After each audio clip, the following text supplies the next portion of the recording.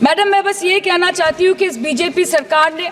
पिछले 10 सालों में इस देश के लिए क्या किया, उससे बड़ी तालिका बनेगी कि 10 साल में क्या क्या कर सकते थे पर किया नहीं। 2014 में जो किसान मोदी है तो मुमकिन है सोच के और अच्छे दिन के ख्वाब देख के बीजेपी को वोट दे रहा था, आज 10 साल बाद वो बोलता है कि मोदी है तो नामुमकिन है। शायद अभी वो किसान है भी नहीं। तो इसीलिए मैं बोलना चाहती हूँ कि समय बड़ा महत्वपूर्ण होता है अध्यक्ष महोदय, और बड़ा बलवान। बंगाली में हम एक बात बोलते हैं कि समय गेले साधन होबे ना। इसका मतलब यही है कि अगर समय चला गया तो साधना नहीं होगी, अगर भक्त रूठ गए तो आराधना नहीं होगी। और 3 से 303 से 240 के आंकड़े बोलते हैं कि इस बार जो आप चले गए तो दोबारा लौटने की संभावना नहीं होगी। मैं यह भी याद दिलाना चाहता हूं सभापति महोदय कि राष्ट्रपति महोदय ने अपने अभिभाषण में कहा कि भारत का विश्व की विकास दर में योगदान 15% होने जा रहा है।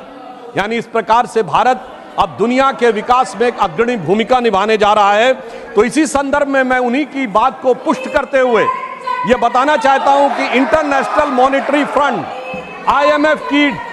चीफ क्रिस्टीना जॉर्जिएवा ने यह स्टेटमेंट दिया है कि भारत 15% ग्रोथ में कंट्रीब्यूट करके दुनिया में ग्रोथ का इंजन बनने की भूमिका निभाने जा रहा है। एक दौर था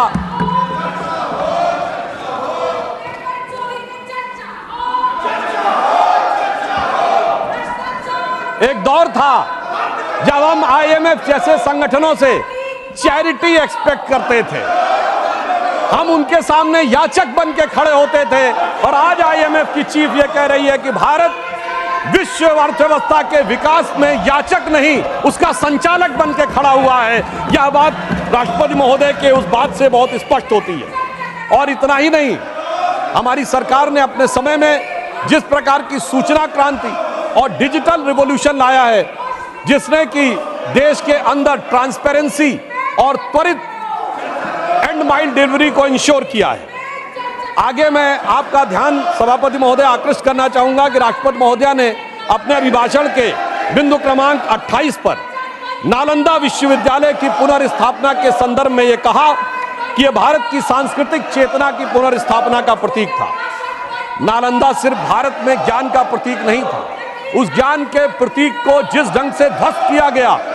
उस ज्ञान के प्रतीक को जिस ढंग से नष्ट किया गया, यह भारत की सांस्कृतिक चेतना की वो जीवनी शक्ति का प्रतीक था कि हमारी सरकार ने उसको जिस ढंग से स्थापित किया है, वो कितना गहरा घाव था भारत के ऊपर। इसको मैं कोट करना चाहता हूं बाबा साहब अंबेडकर के शब्दों में। बाबा साहब अंबेडकर ने अपनी किताब, जो उनकी writings and speeches of Baba Saheb Ambedkar, published by Maharashtra government in 1987, then republished by central government in January 2014, इन्हीं की सरकार में ministry of social justice and empowerment के द्वारा उनमें डिक्लाइन ऑफ बुद्धिज्म में उन्होंने लिखा है, मैं कोट कर रहा हूं उनके उस आर्टिकल से, how the Buddhist perished by the sword of Muslim invaders has been recorded by the Muslim historians themselves, summarizing the evidence relating to the slaughter of Buddhist monks by the Muslim generals in the course of their invasion in Bihar in 1197 AD। और आगे उन्होंने Vincent Smith को coat किया है कि नालंदा विश्वविद्यालय के एक एक भिक्षु को पकड़कर किस प्रकार से मार दिया गया, कुछ लोग अपनी जान बचाकर नेपाल और तिब्बत चले गए। मगर महोदय, प्रधानमंत्री जी ने कहा कि आप पुस्तकों को जला सकते हो, आप इमारतों को जला सकते हो, पर भारत की ज्ञान और संस्कृति की परंपरा को नहीं जला सकते हो। और इसलिए हमारी सरकार ने जो नालंदा का पुनर्स्थापना करने का प्रयास किया है, वो भारत की ज्ञान परंपरा को पुनर्स्थापित करने का। मगर सभापति महोदय, जब भारत की सांस्कृतिक चेतना की बात आती है तो निश्चित रूप से हमारे मन में नालंदा, बोध गया और उसी के साथ साथ भव्य श्री राम मंदिर का विषय भी आता है। परंतु इस बार बड़ी मजेदार बात है कि अयोध्या की लोकसभा सीट पर हमें वांछित सफलता नहीं मिली, और उसको लेकर इनके चेहरों के ऊपर जो चमक दिखाई पड़ती है, ये अपने आप में राजनीतिक विश्लेषकों के लिए एक फूड फॉर थॉट है। क्योंकि इस प्रकार का एक वातावरण इस देश में बनाया गया कि एक वर्ग के लिए all eyes should be on Rafah, चाहे किसी को पता हो रफा है क्या, कहां, ये ना पता हो, पर दूसरे के लिए all eyes should not be on Ayodhya.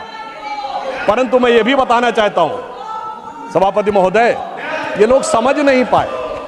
Ayodhya में जब हमें वांछित सफलता नहीं मिली तो हमारे विरोधी बता क्या रहे हैं? देखिए साहब, आप अयोध्या हार गए, बस्ती हार गए, प्रयागराज हार गए, चित्रकूट हार गए, नासिक, रामटेक और रामेश्वरम, यानी भगवान राम से जुड़े सारे स्थलों के बारे में बता रहे हैं कि यहां भारतीय जनता पार्टी को वास्तविक, जैसे कई तो ऐसी सीटें थी, रामेश्वरम कभी नहीं जीते थे,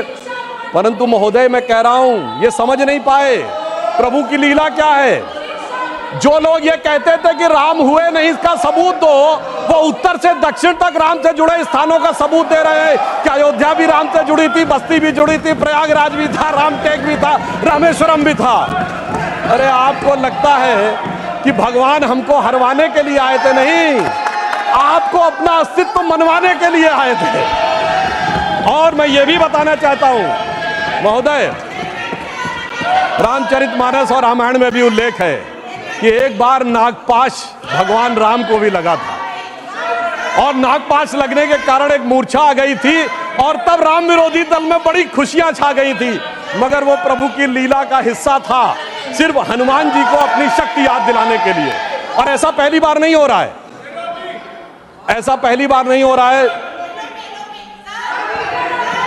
सभापति महोदय, आज से 30 साल पहले मुझे याद है उत्तर प्रदेश में जब समाजवादी पार्टी और कांग्रेस सबने मिलकर सरकार बनाई थी, सपा बसपा और कांग्रेस आई ने मिलकर, तब एक नारा लगा था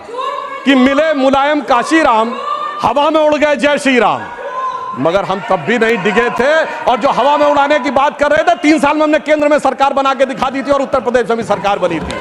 अरे अब तो इतना अंतर आया है, तब आप हवा में उड़ाने की बात कर रहे हैं, अब आप एक एक स्थान को बता रहे हैं। आप निश्चित रहिए, जिसे एक हम लोग जो प्रसिद्ध भजन सुनते थे उसमें यह कहा गया है, जो हनुमान जी का प्रसिद्ध भजन है कि रावण युद्ध अजान कियो तब नाग की फांस सबे सिर डारो, परंतु चिंता मत करिए, वो शक्ति पुनः जागृत हो रही है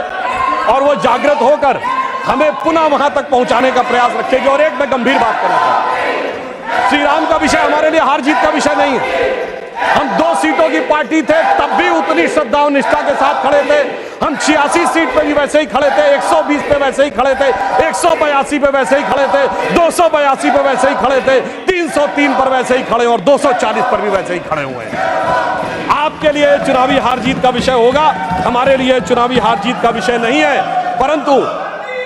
हमें लगता है कि भारतीय समाज में यदि कुछ लोगों के मन में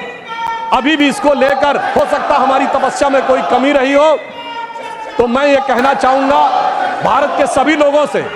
अटल बिहारी वाजपेयी जी की कविता की वो प्रसिद्ध पंक्ति जो उनकी कविता थी, आओ मिलकर दिया जलाएं, तो मैं इसके लिए कहना चाहूंगा कि अभी हमारा यह प्रयास बाकी है। तो एक पंक्ति उनकी मैं कोट करना चाहता हूं जो आज की परिस्थितियों में बहुत समीचीन लगती है कि आहुति बाकी यज्ञ अधूरा,